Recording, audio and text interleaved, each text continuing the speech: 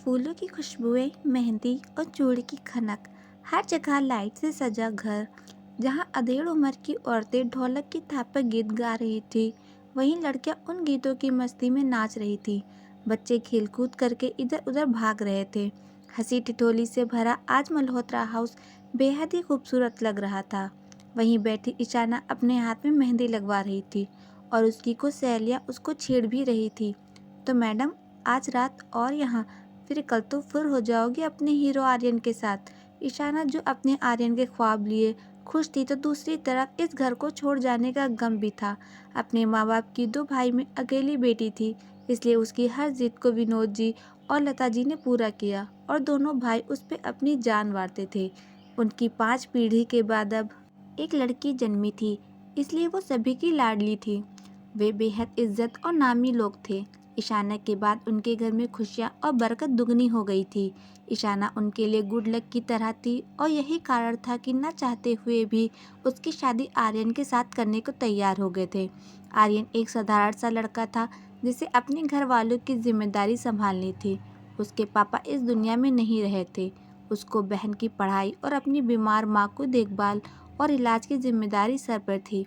उसे लाख कोशिशों के बाद आखिरकार एक अच्छी कंपनी में जॉब मिल गई थी, जिसके कारण उसने राहत की सांस ली और अपनी माँ का अच्छे अस्पताल में एडमिट करा दिया था।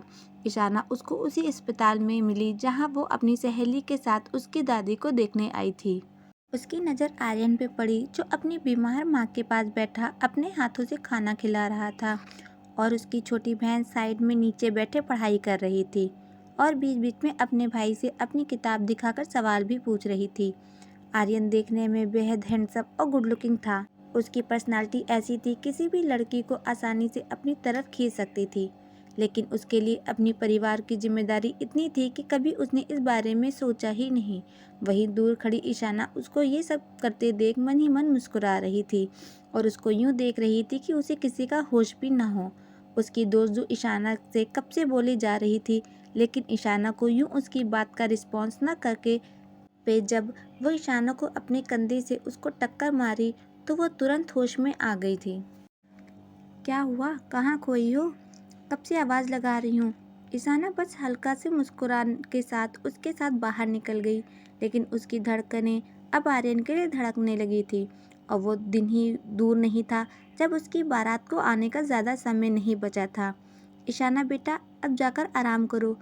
कल आपको सबसे अच्छा जो दिखना है, और जल्दी सो जाना और फ़ोन को भी आराम दे देना, क्योंकि अब कल तो वैसे भी जाना है तुम। तो आज रात बात नहीं, बस आराम करना। लता जी उसके बाल पे प्यार से हाथ फेरते और अपना प्यार लुटाते हुए समझा रही थी। दोनों की आंखों में आंसू उमड़ रहे थे, क्योंकि आज की रात बस वो अपने घर पे थी। कल तो उसको ससुराल जाना ही था। आज आर्यन का भी कॉल नहीं आया था। उसके बाद वो अपना फ़ोन देख परेशान हो उठी। आखिर क्या हुआ जो आर्यन का कॉल नहीं आया? वह खुद उसे फ़ोन करने लगी, लेकिन उसका फ़ोन बंद आ रहा था। शायद वो थक कर सो गया होगा। कोई बात नहीं, कल तो वैसे भी वो आएगा ही। अपने मन में उसके बारे में सोच सोच कर बेहद खुश हो रही थी। उसे पता भी न चला कि कब उसकी आंखों में नींद आ गई। प्राची बेटा, देखो ईशाना तैयार हो गई कि नहीं, और किशन और राजेश कहाँ हैं? ये लड़के भी ना कभी काम पे नहीं दिखते। पता नहीं सब काम सही से हो पाएगा कि नहीं। फूल वाले भैया, जरा अच्छे से फूल लगाइए, देखिए कितना ख़राब कॉम्बिनेशन लग रहा है। विनोद जी को अपनी पत्नी को इतना परेशान देख रहे थे। पास आकर उनके कंधे पे हाथ रखा, उन्हें थोड़ा आराम करने को बोला। इतना फिक्र क्यों कर रही हो? सब सही हो जाएगा। किशन और राजेश को मैंने ही काम से भेजा है, जल्दी आ जाएंगे। आप आइए, यहाँ बैठिए। वो लता जी को कुर्सी पर बैठाकर नौकरों से पानी मंगवाते हैं और उन्हें पानी पिलाकर उनके माथे पे आया पसीना पोंछ समझाते हैं। हमें पता है हमारी लाडली की शादी है और आप इसमें कोई कमी नहीं छोड़ना चाहती, लेकिन इतना परेशान ना होइए। हमारे बेटे बहू सब संभाल लेंगे। आप बस उनको काम समझाते रहिए, वो सब काम करवा लेंगे। लता जी को अपनी बेटी की शादी के बहुत ही अरमान थे, इसलिए वो सारा काम खुद से देख रही थी। उन्होंने अपना सिर हाँ में हिलाकर विनोद जी को देखकर थोड़ा मुस्कुरा दी। मुझे पता है अगर मैं ना भी कहूँ तो मेरे बेटे और बहुएं इतने लायक ही खुद जिम्मेदारी उठा सकती हैं, लेकिन एक बेटे की शादी के अरमान इस माँ को चैन से नहीं बैठने दे रहे। लेकिन ठीक है, आप कहते हैं तो मैं इतना परेशान नहीं होंगी। मैं अपनी ईशाना के पास जा रही हूँ। कुछ देर बाद तो वो पराई हो जाएगी, फिर तो मिलने के लिए रास्ता देखना पड़ेगा। उनकी इस बात से विनोद जी के आंखों में आंसू झलक आए थे, लेकिन दिल पे पत्थर रख उन्होंने अपनी बेटी तो ब्याहना ही था। वो कब तक अपने आप से बिछड़ने के दुख से उसकी शादी ना करते, इसलिए अपनी जान से प्यारी बेटी की शादी को और उसके विदा होने को सोच उनके आंसू उमड़ आए थे। लता जी अपनी बेटी से मिलने उसके कमरे में चली गई। इचाना लाल जोड़ी में दुल्हन बनी बेहद खूबसूरत लग रही थी। उसे इतना सजा सवरा देख लता जी ने अपनी रुख उसकी तरफ हटा लिया। वो दुल्हन बनी इतनी प्यारी लग रही थी कि उन्हें डर था कहीं उनकी खुद की उसको नज़र न लग जाए। ईशाना अपनी माँ को देख उन्हें खुशी से गले लगा लिया। लता जी ने अपनी और दुनिया की नज़र से बचाने के लिए उसके कान के पीछे एक छोटा सा काला टीका लगा दिया था। नज़र ना लगे मेरी लाडली को। वो बस अपने आंसू को रोक कर इतना ही कह पाई। वो जल्दी कमरे से बाहर आ गई, क्योंकि वो जानती थी अपनी छोटी सी गुड़िया को आज यूं दुल्हन बने देख अपने आंसू को नहीं रोक पाएंगी। बाहर गेट पे सब बारात आने का इंतज़ार कर रहे थे और ईशाना अपनी आने वाली नई ज़िंदगी का बेसब्री से इंतज़ार कर रही थी। जैसे जैसे वक्त करीब आ रहा था, उसकी धड़कनें भी तेज़ से धड़क रही थी। हर उसकी हर धड़कन में एक उम्मीद जुड़ी हुई थी। वो अपने दिल को हाथों में थामे आने वाले पल की खुशियों को सोच मुस्कुरा रही थी, लेकिन जैसे उसकी खुशियों को किसी की नज़र लग चुकी थी। समय बीता जा रहा था। बारातियों का इंतज़ार कर रहे गेट पे खड़े लोग भी अब मायूस होते जा रहे थे, क्योंकि बारात अभी तक नहीं पहुंची थी। विनोद जी बार बार आर्यन को फ़ोन लगा रहे थे, लेकिन उसका फ़ोन लगातार बंद ही जा रहा था। उन्होंने उनकी माँ के नंबर पे भी ट्राई किया था, लेकिन किसी का नंबर नहीं लग रहा था। ईशाना के माथे पे पसीने की बूंद साफ चमक रही थी। वो कमरे में परेशान इधर उधर घूम घूम कर आर्यन को फ़ोन लगा रही थी, लेकिन उसका मोबाइल तो कल से ही बंद था। उसकी आंखों में जो चमक थी वो धीरे धीरे बुझने लगी, होठ कांपने लगे और उसके हाथों की मेहंदी जैसे अचानक ही बेरंग हो गई हो। इसी सोच में वो बेहद परेशान हो गई। वो मन ही मन सोच रही थी कि कहीं आर्यन पे कोई मुसीबत तो नहीं आ गई। वो ठीक तो है, उसकी माँ तो ठीक है। वो मोबाइल को अपने हाथ पे यूं मार रही थी जैसे उसके मोबाइल पटकने से शायद उसका नंबर लग जाए। अब ज़्यादा वक्त हो गया तो विनोद जी ने अपने दोनों बेटों को आर्यन के घर जाकर सब पता करने को बोला। वहीं लता जी का तो रो रो कर बुरा हाल हो रहा था। वो अपनी बेटी के लिए बेहद दुखी थी। विनोद जी ने उन्हें पानी पिलाया और सबको अंदर आने को बोला। ईशाना से भी अकेले कमरे में ना रहा गया। गेट पे आकर आर्यन का रास्ता ताकने लगी। रिश्तेदारों की फुसफुसाहटें, लोगों की तरस भरी नज़रें और समाज के सवाल सब मिलकर उसके दिल पर चोट करने लगे। वो एक ही जगह बैठी रही जैसे उसकी दुनिया वहीं रुक गई हो। वो गलियों को यूं देख रही थी कि कहीं से भी आर्यन उस गली से गुजरकर उसके पास आ जाएगा। वो गेट पे टेक लगाकर बैठ गई और अपने बहते आंसुओं से आर्यन का इंतजार करने लगी थी। विनोद ने अपनी बेटी को उठाकर अंदर ले जाने चाहा, लेकिन ईशाना ने अंदर जाने को मना कर दिया।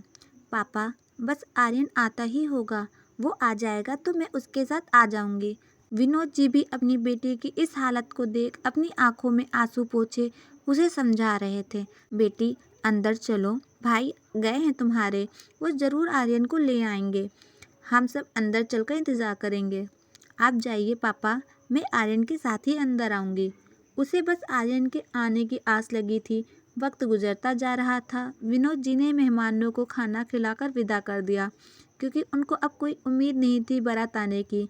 कुछ देर बाद किशन और राजेश को आता देख ईशाना बेतहाशा उनके पास भागी। भाई आर्यन, आर्यन आया है ना आपके साथ? उसे कुछ हुआ तो नहीं? वो ठीक तो है? वो एक सांस में बस सवाल पे सवाल की बौछार किए जा रही थी और इधर उधर उसे पागलों की तरह ढूंढ रही थी। आवाज़ सुनकर घर के सब लोग बाहर आ गए थे। विनोद जी ने जब उन दोनों को देखा तो किशन और राजेश की आंखें गुस्से से लाल हो रखी थी। उनको समझते देर न लगी कि मामला गंभीर है।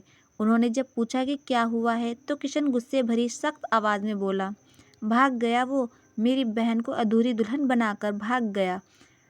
मैंने आपसे पहले भी कहा था, ये छोटे लोग समय आते अपनी औकात दिखा ही देते हैं, लेकिन आप में किसी ने मेरी कोई बात नहीं मानी और देखो नतीजा आपके सामने है। किशन जिसके छोटी छोटी बात पे गुस्सा नाक पे रहता था आज गुस्से से हट रहा था। ईशाना को यकीन नहीं आ रहा था कि आर्यन उसके साथ कुछ ऐसा करेगा। उसके पैर बिल्कुल सुन पड़ चुके थे। वो लड़खड़ाकर जमीन पे जा गिरी और सिसक सिसक के रोने लगी थी। भाई आप झूठ बोल रहे हैं ना? हमें पता है आर्यन आपको नहीं पसंद था, लेकिन आप अपनी बहन से ऐसा मजाक न करिए। लता जी अपनी बेटी को रोता देख उनका अंदर से दिल सिकुड़ रहा था। वो उसे अपने कंधे से लगाए उसके आंसू पोंछकर चुप करा रही थी। विनोद जी राजेश की तरफ देखा तो राजेश ने पूरी बात बयान की। उसके घर पे ताला लगा हुआ था। वहाँ उसके परिवार का कोई भी सदस्य नहीं मौजूद था। हमने आसपास वालों से पूछा तो उन्होंने हमें बताया कि वो एक दिन पहले से ही घर खाली करके जा चुका है।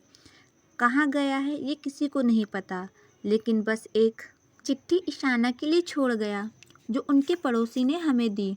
ईशाना ने झटके से हाथ बढ़ाकर उसके हाथ से चिट्ठी ले ली और उसमें आर्यन ने जो लिखा था अपनी सिसकती आवाज़ में पढ़ा। ईशाना, हो सके तो मुझे माफ़ कर देना।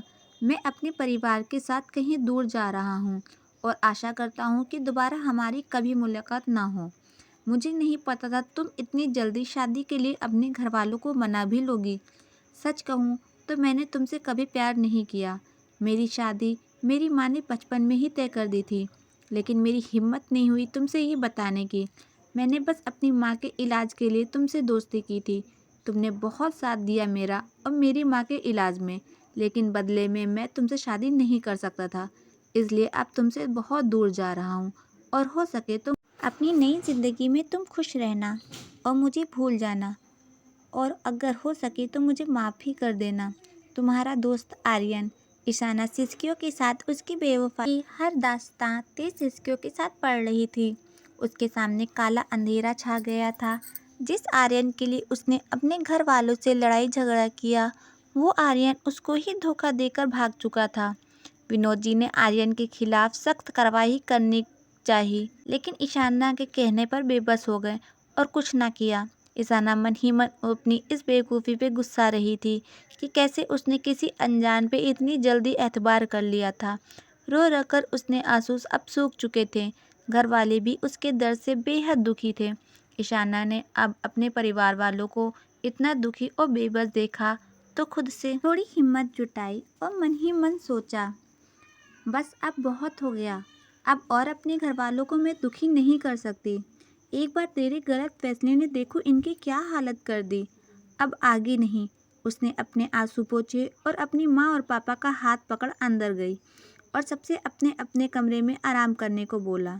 लेकिन वो अंदर ही अंदर इतनी टूट चुकी थी कि उसे हिम्मत लाने के फैसले ने भी उसका साथ नहीं दिया और वो वहीं बेहोश हो गई। सुबह जब बाकी सब सदस्य उठ नाश्ते की टेबल पे आए तो टेबल के पास खड़ी ईशानों को पाया, जिसने सुबह उठकर सबके लिए नाश्ता बना दिया था और चेहरे पे हल्की बनावटी मुस्कान ऐसे डाली हुई थी कि जैसे कुछ हुआ ही ना हो।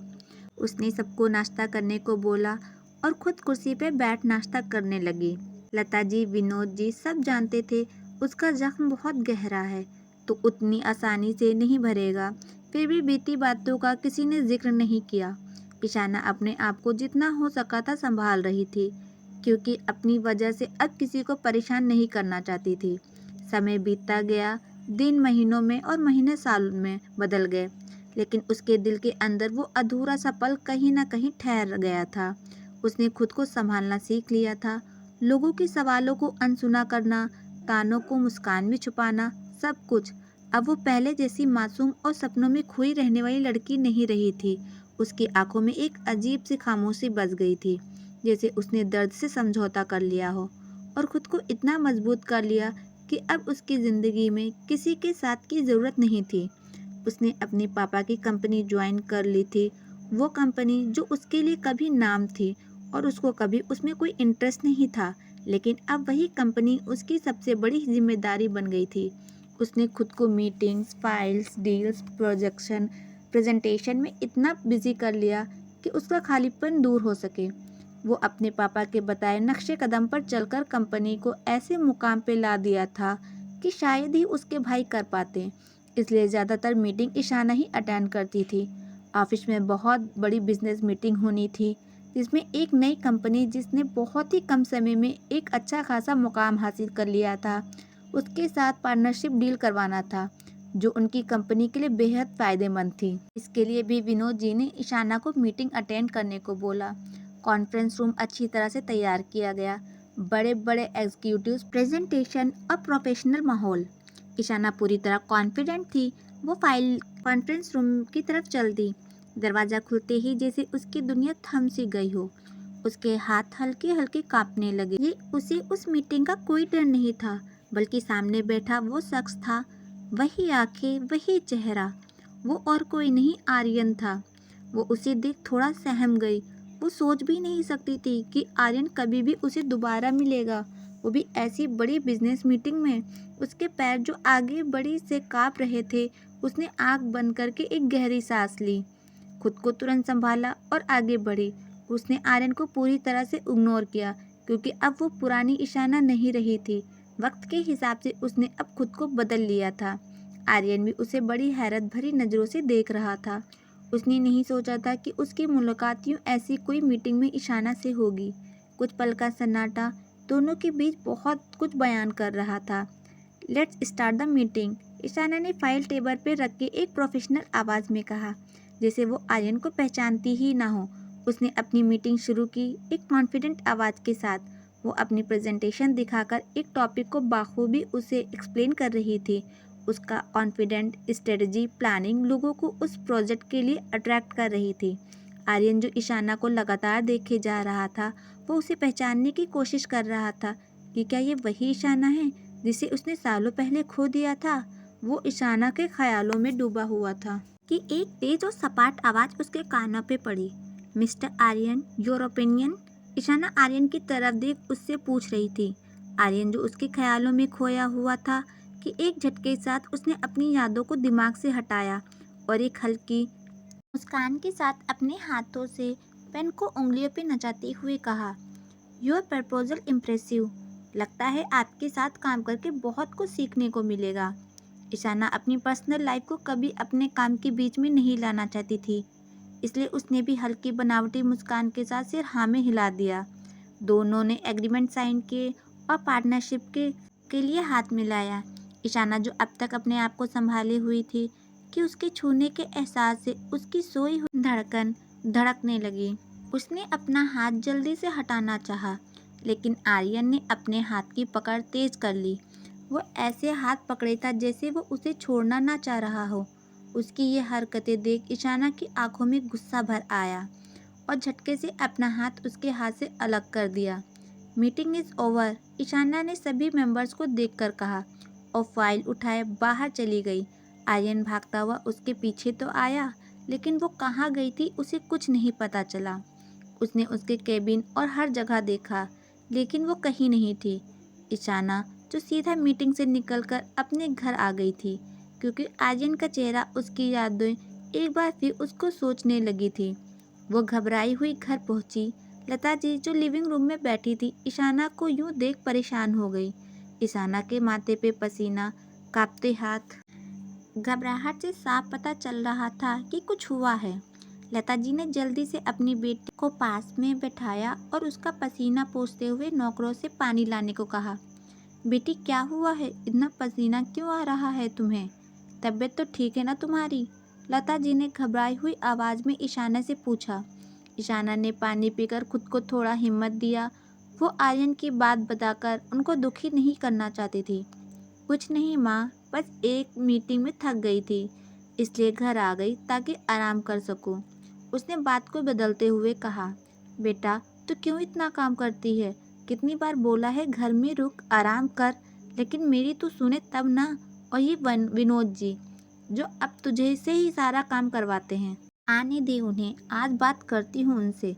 अपनी माँ की फिक्र देख ईशाना की आंखों में आंसू आ गए थे। वो चाह रही थी अपने माँ को गले लगाकर खूब रोए और उन्हें अपने दिल की बात उन्हें बताए, लेकिन उसने अपने आप को संभाला और हल्का सा बनावटी मुस्कान के साथ बोला, माँ, मुझे काम करना पसंद है, इसलिए करती हूँ, और पापा को मुझ पर भरोसा है कि मैं कर लूँगी, इसलिए वो मुझसे कहते हैं। भाई भी बाहर गए हैं, वरना वो उनसे ही कह देते, आप फिक्र न करें, मैं ठीक हूँ। वो उनको अपने हिसाब से थोड़ा समझा बुझाकर अपने कमरे में आराम करने को चली गई थी। रात की तन्हाई और हल्की हल्की खिड़कियों से आती हवा आज उसे कुछ हद तक पुरानी झलक याद दिला रही थी। वो शाल से अपने को लपेटे आर्यन की यादों में खोई हुई थी कि जब वो दोबारा हॉस्पिटल में आई तो आर्यन कैसे उससे टकरा गई थी, या यूँ कहें कि जानबूझकर आर्यन को अपनी तरफ ध्यान लाने के लिए ईशाना जानबूझकर उससे टकराई थी। कॉरिडोर में वार्ड बॉय जो मरीजों को स्ट्रेचर से कमरे की तरफ ले जा रहे थे। कुछ परिवार वाले अपने मरीजों के लिए बाहर बैठे इंतजार कर रहे थे। इसी में आर्यन, जो डॉक्टर के कहने से अपनी माँ की दवा लेने के लिए मेडिकल रूम की तरफ जा रहा था, कि ईशाना उससे टकरा गई और गलती से उसके हाथ की फाइल गिर गई थी।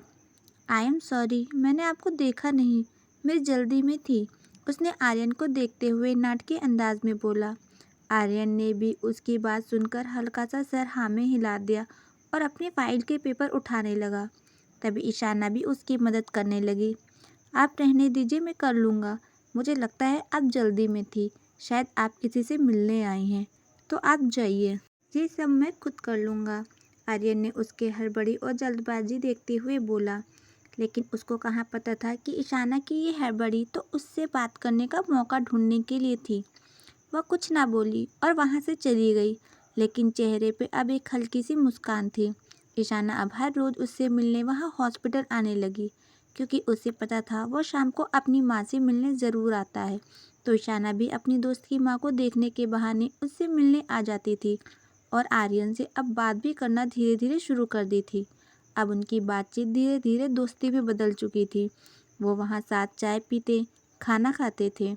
ईशाना आर्यन की छोटी बहन पूजा के लिए कभी गिफ्ट लाती तो कभी चॉकलेट। आर्यन ने कई बार मना भी किया, लेकिन ईशाना हमेशा उसको खुद की छोटी बहन बताकर आर्यन को चुप करा देती थी।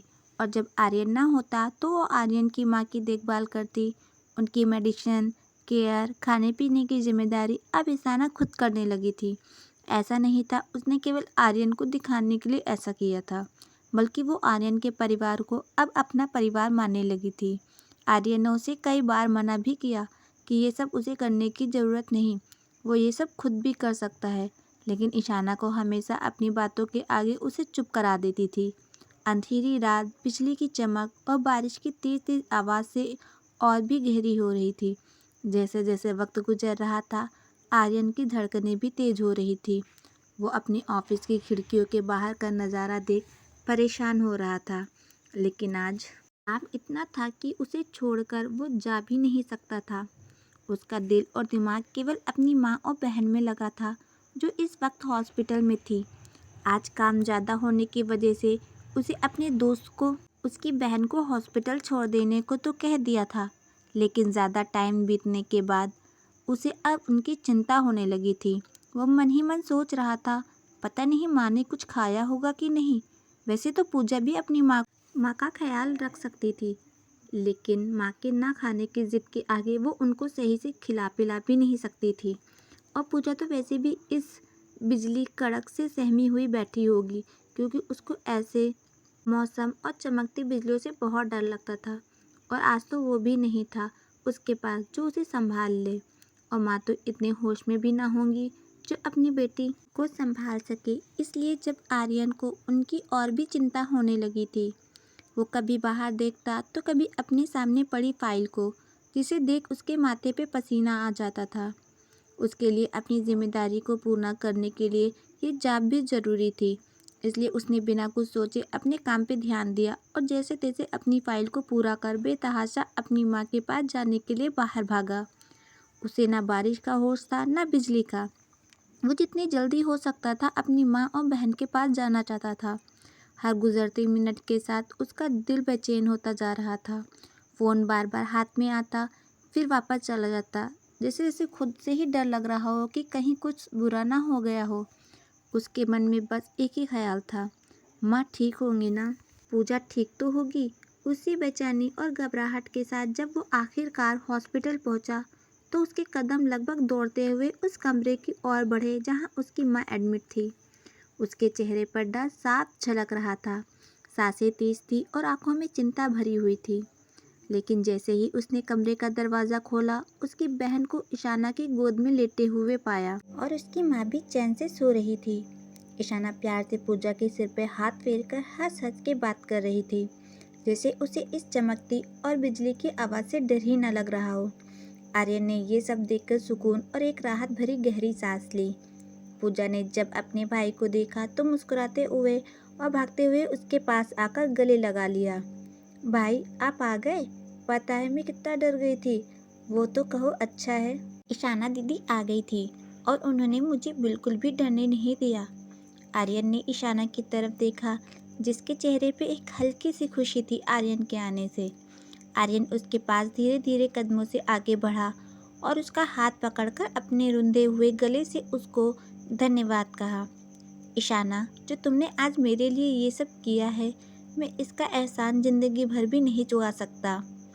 आज इन सबको देखकर मैंने जो राहत की सांस ली है, इसकी वजह तुम हो।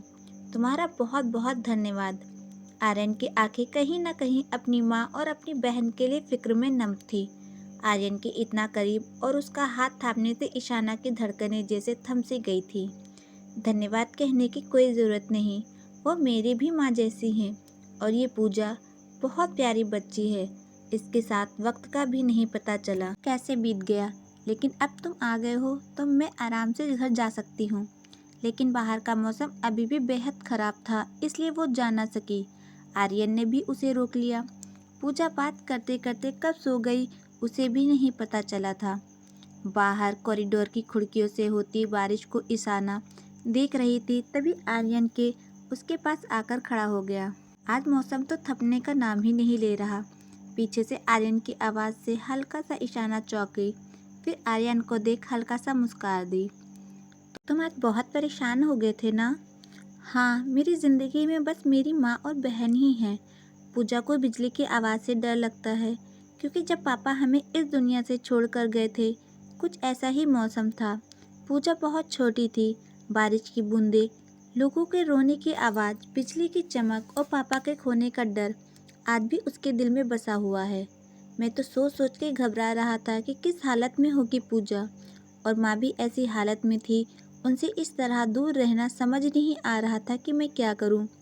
अगर इन्हें कुछ हो जाता तो मैं अपने आप को कभी माफ़ नहीं कर पाता। ईशाना ये तो जानती थी कि वो अपने परिवार वालों से इतना प्यार करता था, लेकिन उनके दर्द को भी खुद का दर्द समझता है। ईशाना का प्यार आर्यन के लिए अब और भी बढ़ गया था, शायद इतना कि वो खुद को ना रोक पाई, और उसने अपने प्यार का इजहार भी आर्यन से कर दिया। आर्यन ईशाना को अपना अच्छा दोस्त समझता था, लेकिन अपने परिवार के लिए उसकी फिक्र और चिंता देख उसे भी एहसास हो गया था कि उसकी ज़िंदगी में ईशाना से अच्छी कोई और लड़की नहीं हो सकती थी। सुबह का सूरज दोनों की ज़िंदगी के लिए एक नई सुबह लेकर आया था। ईशाना आज बेहद खुश थी, क्योंकि उसकी ज़िंदगी में अब आर्यन आ चुका था। कुछ दिन ऐसे ही बीतते गए। आर्यन की माँ अब पहले से बेहतर हो रही थी। आर्यन ने अपनी और ईशाना के रिश्ते के बारे में अपनी माँ को बता दिया था। उसकी माँ भी ईशाना को बहुत पसंद करती थी। वो चाहती थी कि जल्द से जल्द ही उन दोनों की शादी उनकी आंखों के सामने हो जाए। आर्यन को जब ईशाना के परिवार के बारे में पता चला तो जैसा उसका धड़कता दिल एक बार रुक गया। क्या तुम मिस्टर सिंघानिया की लड़की हो? वही तो, जो बहुत बड़े बिजनेसमैन हैं। उसकी आंखें तो फटी की फटी रह गई, क्योंकि उसने तो सपने में भी नहीं सोचा था वो जिस कंपनी में काम करता है, ईशाना उसी कंपनी की मालिक की बेटी थी।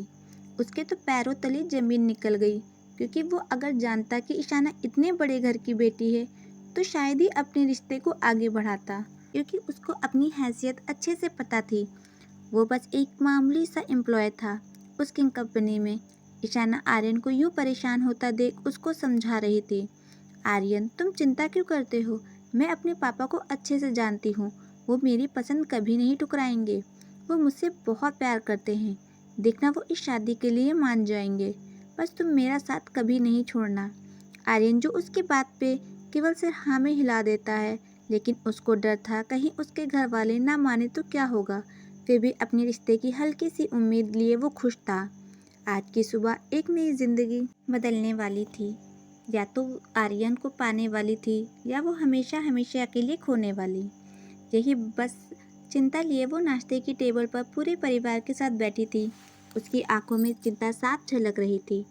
सब अपना अपना नाश्ता कर रहे थे, लेकिन ईशाना से कुछ भी ना खाया जा रहा था। उसे इस बात की फिक्र थी कि वो अपने पापा को कैसे सच बताए। घर का माहौल बहुत ही शांत था, लेकिन उसके दिल में तूफान चल रहा था। विनोद जी ने जब अपनी बेटी को यूं खोए हुए देखा तो उससे पूछा, ईशाना क्या हुआ बेटा, कुछ खा क्यों नहीं रही हो? ईशाना थोड़ा झिझकी, लेकिन उसने आखिरकार हिम्मत जुटाकर अपने पापा से कहा, पापा मुझे आपसे बात करनी है। उसकी आवाज़ में अजीब सी घबराहट थी, लेकिन आंखों में एक अजीब सी चमक थी। हाँ बोलो, क्या हुआ? पापा आप लोग मेरी शादी के लिए लड़का देख रहे थे ना, तो मुझे एक लड़का पसंद है। मैं चाहती हूँ कि आप एक बार उससे मिल लीजिए। ईशाना की बातें उस समय किसी को समझ न आ रही थी, लेकिन ईशाना शादी की बात अक्सर घर में सुनती रहती थी।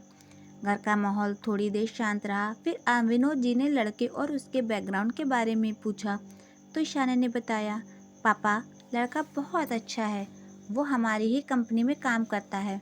उसका नाम आर्यन है, वो हमारी कंपनी में एम्प्लॉय है। ईशाना का इतना कहना ही था कि घर का माहौल अचानक बदल सा गया। उसके भाई के चेहरे पे गुस्सा साफ झलक रहा था। क्या तुम एक छोटे मोटे एम्प्लॉय से शादी करोगी? दिमाग तो ठिकाने हैं तुम्हारे? तुम सोच भी कैसे सकते हो कि हम इस शादी के लिए मान जाएंगे? और उस लड़के की इतनी हिम्मत कि हमारे घर की लड़की की तरफ नज़र उठाए। उसकी आवाज़ में तंज और अहंकार दोनों थे। मैं जानता हूँ ऐसे लड़कों को जो अमीर घर की लड़कियाँ फंसाकर अपना सपना पूरा करते हैं। रवि भी गुस्से में ईशाना को समझाते हुए बोला, लेकिन ईशाना उन सबको समझाने में लगी हुई थी। वो ऐसा लड़का नहीं है, उसे तो पता भी नहीं था कि मैं कौन हूँ। वो बहुत ही साफ दिल का लड़का है। मेरे कहने पे बस एक बार आप लोग उससे मिल लीजिए। मुझे पता है आप लोग जब उससे मिलेंगे तो आप सबको शिकायत दूर हो जाएगी। लेकिन किशन ने उसको बात काटते हुए कहा, तुम्हें अपना नहीं सही तो हम लोगों का तो ख्याल होगा। हम लोग का स्टेटस, रुतबा, इन सब का ख्याल है कि भी नहीं? लोग क्या कहेंगे हमारी बहन ने एक छोटे से एम्प्लॉय से शादी की है? ईशाना की आंखों में आंसू थे। वो बस बार बार आर्यन के बारे में समझा रही थी कि वो बहुत ही अच्छा लड़का है। उसके स्टेटस, रुतबा से उसे कोई फर्क नहीं पड़ता। उसकी आवाज़ में सच्चाई थी और एक जिद आर्यन को पाने की। लता जी ने भी उसको बहुत समझाने की कोशिश की। बेटा देख, तेरे भाइयों पापा के लिए अच्छा ही सोचेंगे। वो दुनिया के सबसे अच्छे लड़के से तुम्हारी शादी करेंगे। देखना तुम, उनके फैसले से तुम बहुत खुश रहोगी। लेकिन ईशाना ने उन्हें भी अपनी बात से चुप करा दिया और साफ साफ शब्दों में कहा, मैंने उसे देखा है, उसके अंदर का इंसान देखा है और मुझे यकीन है कि वो मुझे खुश रखेगा। अब एक लाइन में उसका पूरा भरोसा झलक रहा था, लेकिन उसके भाइयों ने अपनी बात के आगे उसकी एक बात भी न सुनी। विनोद जी जो सब सुन और समझ रहे थे, उन्होंने सबको शांत कराया। सबकी नज़र अब विनोद जी के फैसले पे थी, क्योंकि ईशाना अब किसी की बात सुनने वाली नहीं थी। विनोद जी अपनी बेटी की तरफ देख रहे थे, जहां उस लड़के को पाने की जिद साफ झलक रही थी। विनोद जी ने एक शांत आवाज़ में ईशाना से पूछा, तुम्हें उस पर भरोसा है? उनकी आवाज़ में चिंता और अपनी बेटी के लिए प्यार दोनों झलक रही थी। उसने बिना वक्त गंवाए एक झटके में जवाब दिया, हाँ पापा, खुद से भी ज़्यादा। उसकी आवाज़ में इतना यकीन था कि सब चुप हो गए। विनोद जी ने एक गहरी सांस ली, जैसे वो अपना बहुत बड़ा फैसला सुनाना चाह रहे हो। उन्होंने अपनी बेटी की आंखों में देखा, जहाँ केवल आर्यन के लिए सच्चा प्यार दिख रहा था। विनोद जी अपनी बेटी के आंखों के आंसू पड़ चुके थे। उन्होंने अपना फैसला सुनाते हुए कहा, ठीक है, अगर तुमको उस पर इतना भरोसा है तो हम लोगों को भी तुम पर भरोसा करना होगा। और मैं ऊपर वाले से प्रार्थना करता हूँ कि ये तुम्हारी ज़िंदगी का अच्छा ही फैसला हो। उनकी बातें सुन ईशाना की आंखों में खुशी के आंसू आ गए। उसने खुशी खुशी अपने पापा को कस के गले लगा लिया। भाइयों ने ऑब्जेक्शन करने की कोशिश भी की, लेकिन विनोद जी ने उन्हें रोक दिया। आखिर उसने काफ़ी कोशिश के बाद अपने प्यार को घर वालों के सामने मना ही लिया था। बाहर से हवा तेज होने के कारण खिड़कियों के बंद खुलने की आवाज़ से वो एक पल के लिए चौंकी और अतीत के उस पहलू को सोच उसकी आंख नम हो गई। वो आर्यन की बेवफाई और उससे किए धोखे को सोच अपनी मुट्ठियों को कस के लिए नफरत कर रही थी और सिसकियों के साथ कह रही थी, आखिर क्यों किया तुमने मेरे साथ ऐसा? और तुम अब किस मकसद से वापस आए हो यहाँ? मेरे जज्बात, मेरे प्यार को रुसवा करके तुमने खुद को आबाद कर लिया। अब क्या लेने आए हो यहाँ? तो बेटा, कैसे रही तुम्हारी कल की मीटिंग? डील फाइनल हुई कि नहीं? और उस कंपनी का मालिक कौन है? सुना है कि नया बिजनेसमैन है, जिसने बहुत मेहनत से अपनी कंपनी को आगे बढ़ाया। आजकल के युवा लोग बहुत आगे जा रहे हैं। कोई तुम्हारे जैसा ही मेहनती लड़का होगा। विनोद जी, जो नाश्ता करते करते उससे मीटिंग के बारे में पूछ रहे थे। जी, अच्छी रही मीटिंग, डील भी साइन हो गई। ईशाना का दिल घबरा रहा था कि क्या करे, पापा को बताए कि ना बताए आर्यन के बारे में, क्योंकि अगर उनको पता चल गया तो वे ये डील कभी ना होने देंगे। लेकिन ये बात भी उतनी सच थी कि इस डील को उनकी कंपनी के लिए बहुत फ़ायदा था, इसलिए उसने बस इतना ही बोला। विनोद ने प्यार से अपनी बेटी पे हाथ फेरा और एक गर्व के साथ बोला, देखा मेरी बेटी कितनी होशियार है, वह अपने काम को बखूबी करती है। ईशाना भी हल्का सा मुस्कुरा दी और अपना सर हाँ में हिला दिया। लेकिन लता जी, जो अपनी बेटी की आंखों में छिपी परेशानी साफ देख रही थी। कंपनी जाना अब जैसे ईशाना के लिए कोई चुनौती से कम नहीं था। वो वहाँ इंसान के साथ काम करना जिसे वो देखना भी पसंद ना कर रही थी। अब उसके साथ मीटिंग करना बहुत ही मुश्किल था। फिर भी खुद को हिम्मत देकर वो वहाँ जाती और उसके रहते हुए भी अपने दिल और जज्बात को काबू में करके उसे पूरी तरह इग्नोर करती थी। लेकिन आज कुछ ऐसा हुआ जिसका उसको डर था। मीटिंग खत्म हुई, लोग धीरे धीरे बाहर जाने लगे, लेकिन आर्यन, जो मीटिंग खत्म होने के बाद भी वहाँ मौजूद था, ईशाना से अपने दिल की बात करना चाह रहा था कि आखिर क्यों वो उस दिन वहाँ क्यों नहीं आया। ईशाना भी अपनी फाइल समेटे बाहर जा रही थी, तभी आर्यन ने उसका नाम पुकारा। ईशाना, प्लीज़ 1 मिनट, मुझे तुमसे बात करनी है। ईशाना के कदम रुक गए। उसका दिल शायद वहाँ रुकने को था, लेकिन उसके साथ हुए धोखे को वो नहीं भूली थी। उसने बिना पीछे मुड़े ही जवाब दिया, मीटिंग इज़ ओवर। अगर आपको कोई डाउट है या कोई सजेशन है तो आप मेल कर दीजिएगा, मैं देख लूँगी। उसकी आवाज़ ठंडी थी। इससे पहले वो रूम से बाहर जाने को कदम आगे बढ़ाती कि आर्यन ने उसका हाथ पकड़ उसको रोक लिया। उसके यूं छुए जाने से ईशाना का गुस्सा और भड़क गया था। उसने अपना हाथ झटके से हटाते हुए और एक सख्त आवाज़ से बोला, तुम्हारी हिम्मत कैसे हुई मुझे हाथ लगाने की? अपनी लिमिट मत भूलो मिस्टर आर्यन।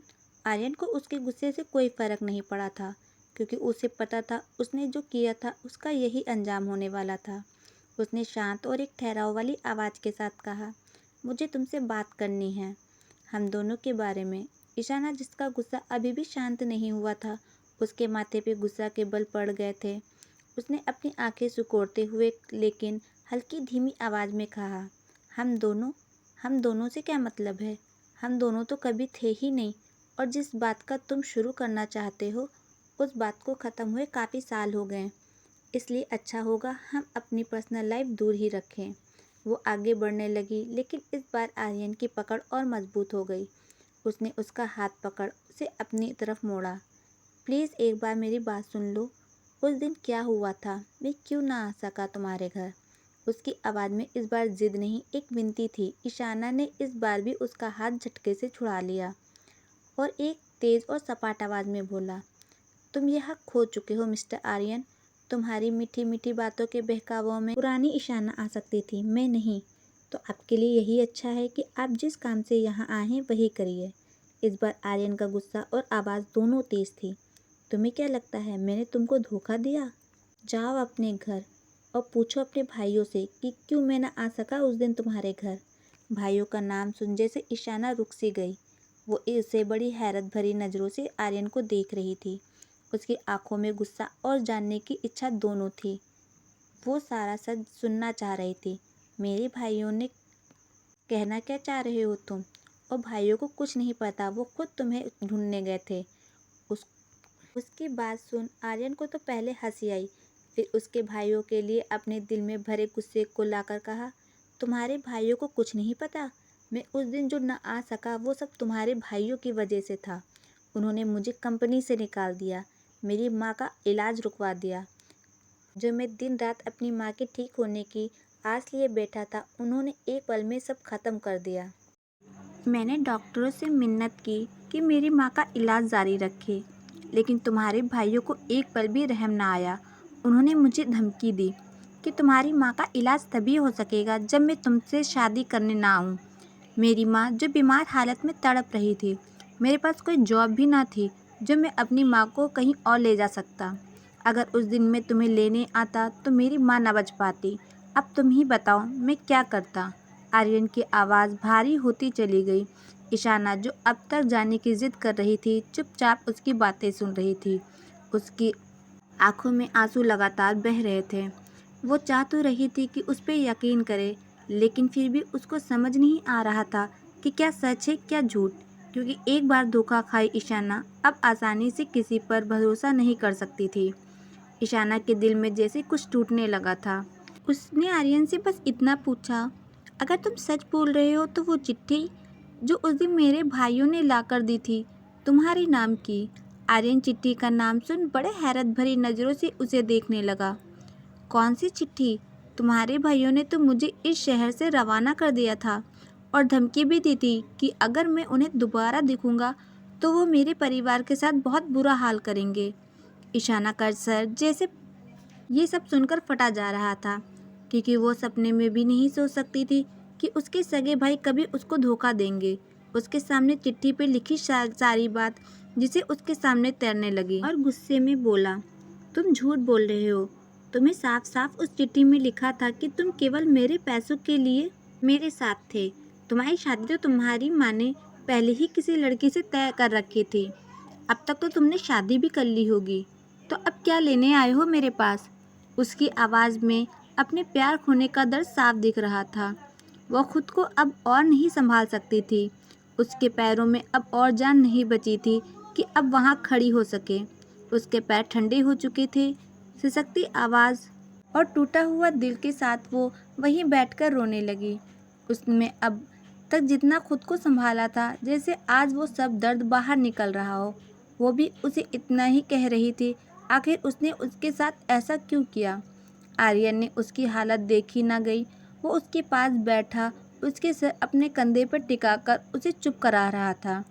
उसने बस इतना ही बोला, ईशाना, मैंने तुमको कभी धोखा नहीं दिया। मैं तो तुमसे शादी करना चाहता था। और वो चिट्ठी, वो मैंने नहीं लिखी। तुम कैसे सोच सकती हो मैं तुम्हारे साथ ऐसा कुछ कर सकता हूँ? कुछ पल सोचने के बाद उसने ईशाना को देखते हुए बोला, वो चिट्ठी है ना तुम्हारे पास? तो जाओ देखो कि वो मेरी हैंडराइटिंग है कि नहीं। तुम तो मेरी लिखावट जानती हो, तो जाओ चेक करो। फिर भी ना यकीन हो तो मिला लेना मेरे पुराने लेटर से कि वो मेरी लिखावट है या तुम्हारे भाइयों की। तुमको सच खुद ब खुद पता चल जाएगा। ईशाना को भी सच जानना था, आखिर उसके साथ सच में धोखा किसने किया है। उसने अपने आंसू पोंछे और खुद को थोड़ा संभाला। वहाँ से निकलकर सीधा अपने घर पहुँची। वो अपने कमरे में अलमारी में रखी चिट्ठी निकाली जिसने उसे सालों पहले रख दिया था, और उसे दोबारा खोलने की भी उसको हिम्मत ना हुई थी। उसने खुद को बहुत मुश्किल से संभाला था, लेकिन आज फिर उसी चिट्ठी को पढ़ना उसके लिए मुश्किल भी था और सच जानने के लिए ज़रूरी भी। उसने कांपते हाथों के साथ उस चिट्ठी को उठाया और खोलकर जब देखा तो उसकी लिखावट जानी पहचानी लगी, लेकिन वो लिखावट आर्यन की नहीं बल्कि उसके ही भाई किशन की थी। वो चिट्ठी को सीने से लगाए फूट फूट कर रो रही थी।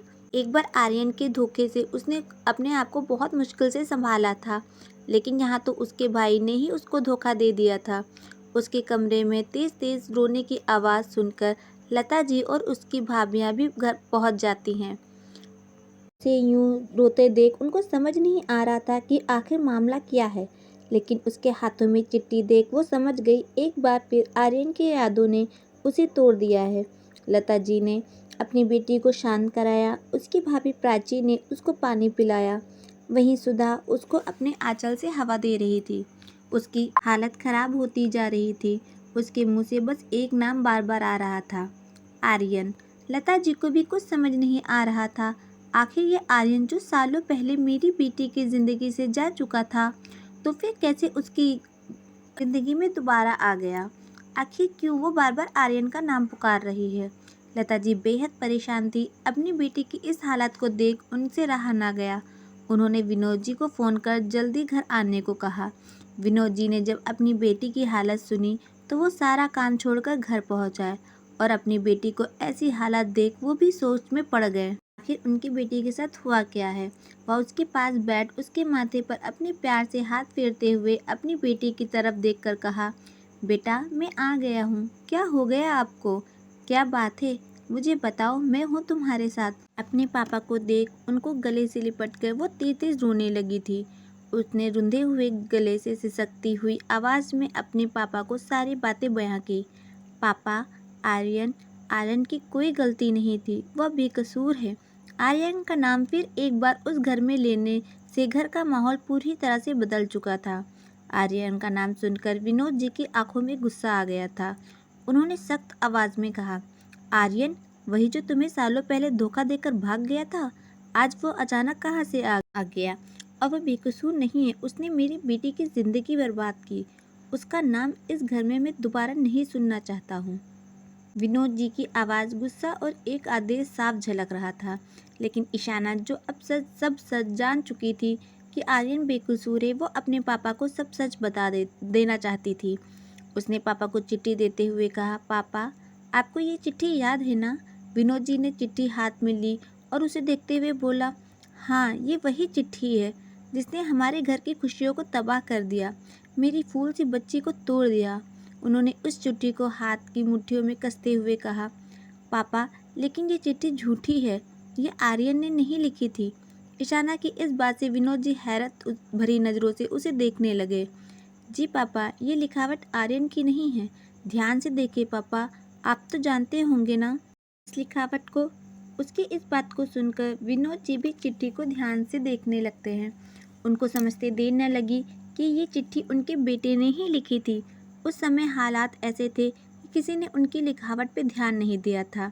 बारात ना आने की टेंशन, उनका घर पे ना होना और चिट्ठी पे ऐसा लिखा होना, माहौल इतना दर्दनाक था कि किसी ने इस बात पे ध्यान ही नहीं दिया। ईशाना ने सारी बात बताई कि कैसे उस दिन आर्यन को उसके ही भाइयों ने धमकाया, डराया और उसे ये शहर छोड़ने तक को मजबूर कर दिया था। पहले तो विनोद जी शांत रहकर सारी बात सुन रहे थे, लेकिन जैसे जैसे ईशाना अपनी बातें आगे बढ़ाती गई, उनके चेहरे का रंग बदलता गया। आंखों में गुस्सा साफ दिखाई दे रहा था। क्या? उन्होंने अचानक जोर से कहा, इतनी बड़ी बात और हमें आज तक नहीं पता चला? उनकी आवाज़ में सिर्फ हैरानी नहीं बल्कि एक गहरा आक्रोश था। विनोद जी का गुस्सा अपने बेटों के लिए सातवें आसमान में था। उन्होंने सोचा भी ना था कि उनके बेटे इतना नीचे गिर सकते हैं कि अपनी बहन के साथ कुछ ऐसा करेंगे। ये तो वो पहले से जानते थे कि उनको आर्यन पसंद नहीं था, लेकिन शादी रोकने के लिए ऐसा भी कुछ कर सकते हैं, उन्होंने ख्वाब में भी नहीं सोचा था। लता जी ने प्राची और सुधा की तरफ जब नज़रें उठाकर देखा तो उन्होंने भी मना कर दिया कि इस बारे में उनके पति ने उन्हें कभी कुछ नहीं बताया, क्योंकि वो भले ही ईशाना की भाभियाँ थी, लेकिन उन्होंने उसे अपनी छोटी बहन ही समझा था। अगर उन्हें इस बात की जरा भी भनक होती तो वो उनको ये सब कभी ना करने देती। विनोद जी अपनी बेटी के लिए परेशान थे कि इतने दिन उसने ये सब दर्द सहा। वो उस लड़की की वजह से नहीं बल्कि अपने भाइयों की वजह से सहा था। उन्होंने अपनी बेटी से पूछा, लेकिन ईशाना, तुमको ये सब पता कैसे चला? मेरा मतलब, तुम आर्यन से कब मिले? पापा, आर्यन वही बिजनेसमैन है जो उस दिन हमारी कंपनी के साथ पार्टनरशिप के लिए आया था। वो उसी की कंपनी है।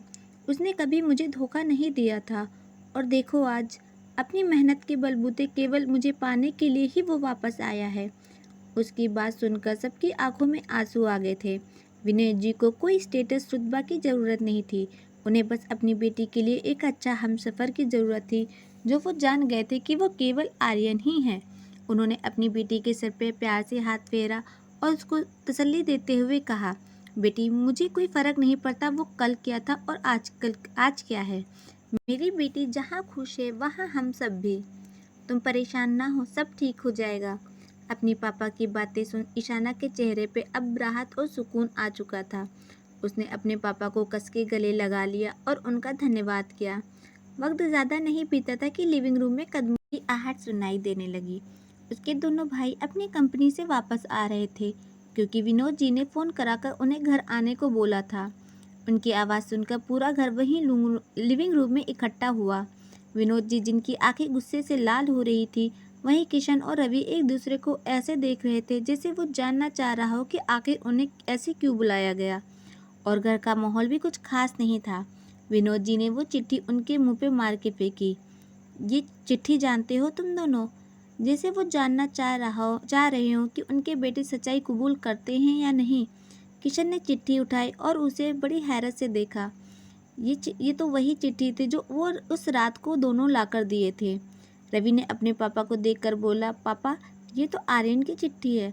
उसका इतना कहना ही था कि विनोद जी का गुस्सा काबू से बाहर हो गया और एक जोरदार थप्पड़ रवि के गाल पे दिया। रवि चुपचाप अपने गाल पे हाथ रख के वहीं खड़ा हो गया, क्योंकि सच्चाई तो वो जानते ही थे और उनको ये जानते हुए भी समय न लगा कि उनके पापा सब सच जान गए थे। उन्होंने किशन से पूछा कि ये किसने लिखी। वो हड़बड़ाया हुआ अपने टूटे फूटे शब्दों को निकाल ही रहा था कि किशन को भी वही जोरदार झटका महसूस हुआ जो उसके भाइयों को अभी इस पल महसूस हुआ था। विनोद जी ने किशन को भी एक जोरदार तमाचा मारा। दोनों की आंखों से आंसू थे। लता जी ने विनोद जी के कंधे पे हाथ रखते हुए शांत कराया, लेकिन उनका गुस्सा शांत होने वाला नहीं था। उन्होंने तेज आवाज में कहा, अब सच बताते हो कि दूसरे पे भी हाथ छपवाना चाहते हो? डर से किशन और रवि ने सब कुछ बयान कर दिया। पापा, हम नहीं चाहते थे कि हमारी बहन की शादी उस छोटे से एम्प्लॉय के साथ हो। वह मेरी बहन को कभी खुश ना रख पाता और हमारी समाज में इज्जत है। इतने छोटे लोगों से शादी करके हमारी इज्जत की तो धज्जियां उड़ जाती। उन्होंने कांपती हुई और लड़खड़ाती आवाज़ में टूटे फूटे शब्दों में बात किसी तरह पूरी की। विनोद जी गुस्से से अपनी मुट्ठियों को भींचे खड़े थे। उन्होंने डांटते हुए बोला, तुम्हारी इज्जत तुम्हारी रेपुटेशन के ईशाना की ज़िंदगी से बढ़कर थी? उसने इतने साल कैसे अकेले रो रो कर गुजारा है, कभी सोचा है तुम लोग ने? मैंने हमेशा उसको काम में बिजी रखा, उसे नई कंपनी दी ताकि वो खुद को उसमें इतना बिजी कर ले कि उसे अपने दर्द को सोचने का समय ही न मिले। लेकिन फिर भी मैंने देखा है अपनी बेटी को रातों में रोते हुए। और तुम अपने आप को उसका भाई कहते हो? कैसे भाई हो तुम लोग? तुम्हें बिल्कुल भी तरस नहीं आई अपनी बहन पे? लता जी, जो अपने बेटों से बेहद नाराज थी, उन्होंने भी अपने बेटे को खूब खरी खोटी सुनाई। मैं सोच भी नहीं सकती थी कि मेरे बच्चे इस तरह से बिगड़ सकते हैं। क्या गुनाह किया था मेरी बच्ची ने जो तुम लोग ने ऐसी सज़ा दी उसे? वो तो हर साल तुम दोनों के हाथ पे प्यार से राखी बांधती थी, इस उम्मीद से कि उसके भाई हर मुसीबत पे उसके साथ खड़े हों। लेकिन तुम दोनों खुद उसकी मुसीबत कारण बन गए हो। शर्म आनी चाहिए तुम दोनों को उसको अपना भाई कहते हुए। जाओ देखो उसके कमरे में जाकर उसकी क्या हालत है, और इन सब की वजह बस तुम दोनों हो। लता जी की आंखों में दर्द के आंसू गिर रहे थे। वहीं किशन और रवि को भी अपनी गलती का एहसास होने लगा था। उनकी आंखों में भी पछतावे के आंसू साफ दिख रहे थे। उनकी इस गलती पे उन्हें जितना भी बड़ा बुरा कहा जाता, उनके लिए वो कम था। उन्होंने हाथ जोड़कर अपने पापा से माफ़ी भी मांगी, लेकिन विनोद जी ने साफ साफ शब्दों में कह दिया, वो तब ही उन्हें माफ़ करेंगे जब सब सही होगा और उनकी बेटी के चेहरे पे खुशी आएगी, वरना वो ज़िंदगी भर उसकी शक्ल भी नहीं देखना पसंद करेंगे। वो अपना आदेश सुनाकर अपने कमरे की तरफ चले गए थे। लता जी भी विनोद जी के साथ उनको शांत कराने को पीछे पीछे कमरे में चली गई। किशन और रवि, जो अपने किए पे बेहद शर्मिंदा थे, वो अपनी पत्नियों से भी नज़र नहीं मिला पा रहे थे, तो वो अपनी बहन से कैसे नज़र मिलाते? उन्हें अपने किए पे इतना पछतावा था कि उन्हें सही से नींद भी नहीं आई। अगली सुबह बिना देर किए दोनों भाई सीधा आर्यन के पास जाने का फैसला करते हैं। शायद उनके पास एक यही आखिरी मौका था कि सब कुछ ठीक करने का। दोनों लोग बिना किसी को बताए आर्यन के घर पहुँचे। घर का दरवाज़ा खोलते ही आर्यन इन दोनों को अपने सामने देखकर ठिठक गया। उसकी आंखों में हैरानी नहीं, सीधा गुस्सा था। वो गुस्सा जो सालों से उसके अंदर दबा हुआ था। उसने एक सख्त और गुस्से भरी आवाज़ में कहा, तुम लोग यहाँ कैसे? वे दोनों कुछ देर अपनी शर्मिंदगी भरी नज़रों से झुकाए खड़े रहे। फिर रवि ने धीमे लहजे में कहा, हमें तुमसे बात करनी है। आर्यन हल्का सा हंसा, लेकिन वो हंसी कड़वी थी। अब क्या बाकी रह गया है जो बात करने को? जो करना था वो तो तुम लोग कर ही चुके हो। उसकी हर बात में चुभन थी। किशन एक कदम आगे बढ़ा और उसके सामने हाथ जोड़े खड़ा हो गया। अपनी नज़रें नीचे झुकाए बोला, हम माफ़ी मांगने आए हैं। ये सुनकर आर्यन का चेहरा और सख्त हो गया। माफ़ी? किस बात की माफ़ी मांगने आए हो? जो तुमने मेरे साथ किया उसकी, या जो मेरे माँ के साथ किया, जो हॉस्पिटल में होते हुए भी दर्द से तड़पती रही उसकी, या अपनी बहन के उन आंसुओं की जिसकी वो हकदार भी न थी? उसकी आवाज़ में गुस्सा और दर्द दोनों था। दोनों भाई अपनी गलती की बस उससे माफ़ी मांग रहे थे। उन्होंने कहा, हमने जो किया हमें पता है बहुत गलत किया। उस समय हम बस खुद के बारे में सोच रहे थे। हमने ये देखा भी नहीं कि मेरी बहन पे क्या बीत रही होगी, उसे किस बात की तकलीफ़ से गुजरना पड़ेगा। हमें माफ़ कर दो, हम अब सब ठीक कर देंगे। तुम जैसा चाहते हो अब वैसा ही होगा। हम खुद तुम्हारी शादी ईशाना से करवाएंगे। उनकी आंखों में पश्चाताप के आंसू थे, लेकिन आर्यन की आंखों में उन दोनों के लिए बस गुस्सा। उसने दोहराया, इतना आसान है? एक सॉरी बोलोगे और सब ठीक हो जाएगा? उसकी आवाज़ ऊंची हो गई। तुम लोग सच में माफ़ी मांगने आए हो कि अब अपनी हैसियत के लड़के से अपनी बहन की शादी करने आए हो? तुम लोग ने यही सोचा ना कि अब आर्यन एक बिजनेसमैन है, बड़ा आदमी है, तो चलो अब अपनी बहन की शादी उससे करवा देते हैं। अब तुम लोग को मुझसे कोई तकलीफ नहीं है। आर्यन के अंदर छुपा बरसों का गुस्सा जैसे आज इस समय निकल रहा हो। उसकी दोनों मुट्ठियाँ भिंची हुई थी। रवि ने उसकी आंखों में देखते हुए बोला, हमें पता है हमने बहुत बड़ी गलती हुई है, लेकिन आज यहाँ आने का मकसद ये बिल्कुल नहीं जैसा तुम सोच रहे हो।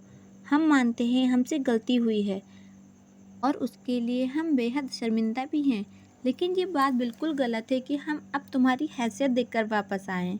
हमसे जो सालों पहले गलती हुई है हम वो गलती दोहराना नहीं चाहते, बल्कि वो सब ठीक करने आए हैं। हमारी बहन तुमसे बहुत प्यार करती है। उससे एक एक लम्हा तुम्हारे बिना कैसे गुजारा तो हम लोग भी नहीं जानते, लेकिन इतना ज़रूर जानते हैं कि वो तुम्हारे बिना नहीं रह सकते। हम अपनी भूल को सुधारने आए हैं और जो रिश्ता हमारी वजह से टूटा है आज उसी रिश्ते को हम लोग जोड़ने आए हैं। उनकी बातों में सच्चाई और पछतावा था। शायद आर्यन भी समझ गया था कि वो अब सच में इस रिश्ते को पूरी तरह से अपना लिए थे। आर्यन की आंखों में गुस्सा अब भी था, लेकिन उसके पीछे कुछ और भी था। थकान, दर्द और शायद थोड़ा सा सुकून कि आखिरकार सच स्वीकार किया गया। उसने कुछ सेकंड तक कुछ नहीं कहा, फिर धीरे से नज़रें झुका ली और एक ठंडी सांस भरकर कहा, तुम लोगों ने जो किया वो मैं कभी भूल नहीं सकता। उसकी आवाज़ अब पहले से धीमी थी, लेकिन अगर मैं आज भी उसी गुस्से में जीता रहा तो शायद मैं भी कभी आगे नहीं बढ़ पाऊंगा। दोनों भाइयों ने उम्मीद भरी नज़रों से उसकी तरफ देखा। आर्यन ने एक गहरी सांस ली। मैं तुम्हें माफ़ करता हूँ, बस केवल और केवल ईशाना के लिए।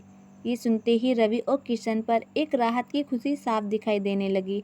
उन दोनों ने आर्यन का शुक्रिया अदा किया और कुछ बातचीत कर वहाँ से चले गए। ईशाना, जिसका रो रोकर बुरा हाल हो रहा था, उसके भाई उसके कमरे में उससे माफ़ी मांगने भी पहुँचे। वो अपने भाई के किए गए धोखे से बेहद नाराज़ थी। उनसे ना कुछ कह पाई और ना ही उनसे शिकायत की। उसकी आंखों से गिरते एक एक आंसू बयां कर रहे थे कि वो उनकी इस हरकत से किस तरह टूट चुकी है। उसके भाई भी उसके सामने हाथ जोड़े उससे अपने किए पे माफ़ी मांग रहे थे। ईशाना, अगर हो सके तो हमें माफ़ कर दो। हमको पता है हम माफ़ी के लायक तो नहीं, लेकिन हमने जो किया उसके लिए हम बेहद शर्मिंदा हैं। अपने इन नालायक भाइयों को जो सज़ा दोगी वो मंजूर होगी, लेकिन अपने भाइयों से नाराज़ मत रहो। हम अपनी बहन की नाराज़गी नहीं बर्दाश्त कर सकते। उनकी आवाज़ में दर्द और पछतावा था। उनको यूँ बेबस खड़ा देख ईशाना का दिल उनके लिए पिघल गया। उसने उनको माफ़ तो कर दिया, लेकिन उसका जो दिल टूटा था वो अभी भी नहीं संभला था। उसे बस आर्यन और उसे साथ हुआ जो सब कुछ पल याद आ रहा था, जो उसके भाइयों ने किया। उसे उस समय किसी से भी नहीं मिलना था। वो बस अपने कमरे में अकेले अपना दुख दर्द सहना चाह रही थी। विनोद जी और लता जी शाम को उसके कमरे में आए। विनोद जी ने अपनी बेटी के पास उनका हाथ पकड़कर बैठ गए और प्यार से बोला, ईशाना, हमें पता है तुम इस वक्त जो हालात से गुजर रही हो वो बहुत मुश्किल है, लेकिन हमें हिम्मत से हर मुश्किल का सामना करना पड़ेगा। बहुत हो गया रोना धोना, चलो अब ये ड्रेस लो और तैयार हो जाओ। आज कुछ लोग मीटिंग के लिए घर आ रहे हैं और मुझे अच्छे से पता है उन सबको तुम ही संभाल सकती हो। लता जी जो उसके लिए ड्रेस लाई हुई थी ईशाना को दिया। ईशाना, जिसकी आँख में अभी तक आंसू नहीं सूखे थे, उसको इस समय किसी भी चीज़ की सुध न थी। उसने मीटिंग में आने को साफ साफ मना कर दिया था, लेकिन विनोद जी ने बहुत मनाने पर वो मान गई। लेकिन उसको अभी भी कोई बिजनेस मीटिंग करे इतनी हिम्मत भी नहीं थी, लेकिन कंपनी की जिम्मेदारी उसको बखूबी पता थी, इसलिए उसने अपने पापा को हाँ कर दिया। लेकिन उसको अपनी मीटिंग ड्रेस देखकर कुछ अजीब सा लगा। माँ, ये तो पार्टी वाले कपड़े हैं, आप गलती से गलत कपड़े ले आई। मीटिंग पे हमेशा प्रोफेशनल कपड़े ही पहने जाते हैं, उसने अपनी माँ को समझाते हुए कहा। लेकिन विनोद जी के दिमाग में तो कुछ और ही पक रहा था। उन्होंने इशारे से कहा, ये हमारी कंपनी मीटिंग के साथ साथ फैमिली मीटिंग भी है, सब ट्रेडिशनल ड्रेस में ही होंगे, तो आपको यही पहनना है। उनकी कोई बात ईशाना को समझ ना आ रही थी, लेकिन वो ज़्यादा बहस और समझने के मूड में ना थी। उसने अपना सिर हाँ में हिला दिया। घर में आज चहल पहल और खुशियाँ बिखरी हुई थी। आज एक बार घर को फिर से पहले की तरह सजाया गया था। मेहमान आ चुके थे। इन सबसे बेखबर ईशाना तैयार तो हो रही थी, लेकिन उसका मन बस आर्यन में लगा हुआ था। वो आर्यन से एक बार मिलकर बात करना चाह रही थी, लेकिन अपने भाई की हरकतों से वो इतना शर्मिंदा थे कि आर्यन के सामने जाने की उसको हिम्मत भी ना थी। उसने अपनी नज़रें भी ना मिला पाती, इसलिए बस आंसू के घूंट पिए वो आज शाम के लिए तैयार हो रही थी। उसके घर की चहल पहल से बेखबर थी, अपने कमरे में बस गुमसुम बैठी आर्यन को याद कर रही थी। तभी लता जी उसको लेने के लिए आई। बेटा चलो, सब आ गए हैं, तुम्हारा इंतज़ार कर रहे हैं। ईशाना अपनी माँ के साथ चल दी। जैसे जैसे वो नीचे आ रही थी, उसे वहाँ का माहौल बहुत अजीब लग रहा था। पूरा हाल फूलों और लाइटों से सजा हुआ था, हर तरफ रोशनी, खुशियाँ और मुस्कुराते चेहरे। उसने माँ को बड़ी हैरानी से देखा, लेकिन माँ ने मुस्कुराते हुए बस अपना सर हाँ में हिला दिया। नीचे हाल में पहुंचकर उसने वहाँ मौजूद मेहमानों को देखा तो उसने अपनी माँ से पूछा, माँ ये क्या हो रहा है, ये सब यहाँ क्या कर रहे हैं। जब उसने आगे देखा तो उसके पापा, माँ, भाई सब वहाँ खड़े थे और उनके बीच में एक जाना पहचाना चेहरा आर्यन और उसकी फैमिली भी मौजूद थी। उन्हें देखते ही उसकी आंखें हैरानी से फैल गई। आर्यन, यहाँ ये सब क्या है? उसकी आवाज़ काँप गई। उसकी आंखों से आंसू थे। उसकी भाभियाँ उसके पास आईं, उसका हाथ थामकर बोली, तुम्हारी अधूरी खुशी को पूरा करने की कोशिश।